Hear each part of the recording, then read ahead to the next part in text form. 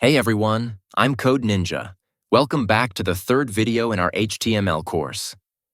In the last video, we explored the basic structure of an HTML page and learned how to preview it in a browser. This lesson will be finished in 2 videos. Today, we're going to take things further by diving into some of the most common HTML tags you'll use every day when building websites.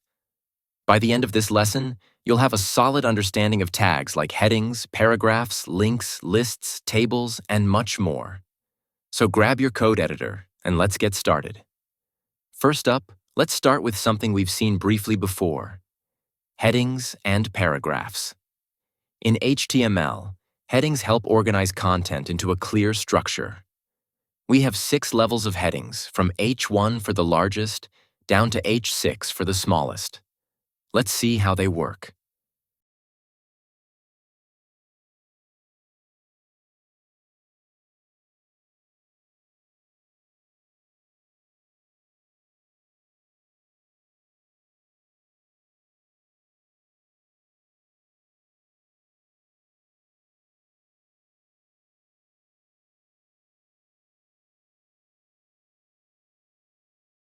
As you can see, each heading decreases in size as the number gets higher. The H1 tag is perfect for your main title or heading, while the other levels can be used for subheadings. Below the headings, we have the P tag, which stands for paragraph. This is what you'll use to wrap regular blocks of text. Now save your file and preview it in the browser to see how the headings and paragraph appear. Remember, practicing along with me is key. Great. Now that we know how to create headings and paragraphs, let's move on to formatting text. There are times when you'll want certain words or phrases to stand out by making them bold, italic, or even underlined. You can do these by using CSS, but we'll practice on these until we move on to CSS. Let's look at the most common text formatting tags.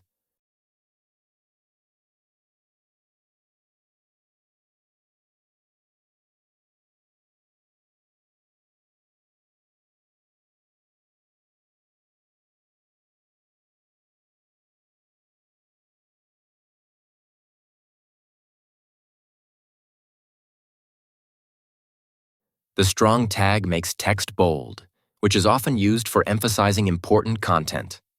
The EM tag makes text italic, typically used for emphasis as well. The mark tag highlights text. For a strike-through effect, we use the del tag, and to underline text, we use ins. These tags help to style text in a meaningful way, making your content clearer for your readers. Try these out in your own code. Next up, we have links, one of the most essential elements of the web. Links allow users to navigate between pages or websites. The tag we use for links is the A tag, which stands for anchor. Let's add a link to our page.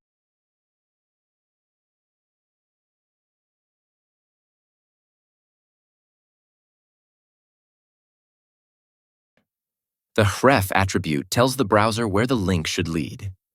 Here, when the user clicks the link, they'll be taken to example.com.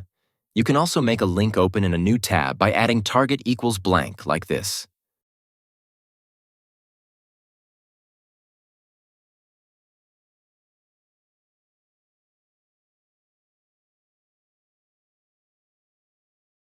Try adding your own link to your page.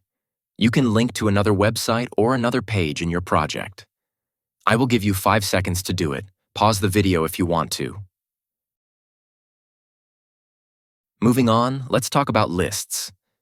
HTML provides 2 types of lists: ordered and unordered. An ordered list is numbered, and the tag for that is ol. An unordered list is bulleted, and the tag for that is ULA. Let's see how to create both types.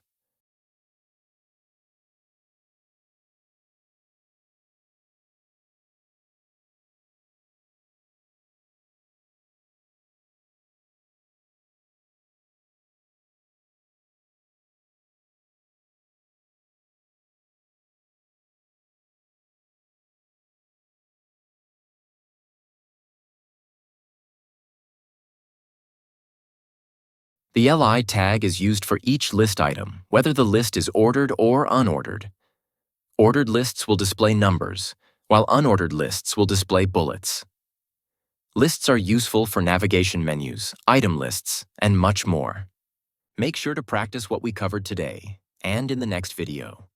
Don't forget to like, subscribe, and hit the notification bell so you won't miss any future lessons. Thanks for watching, and I'll see you in the next video.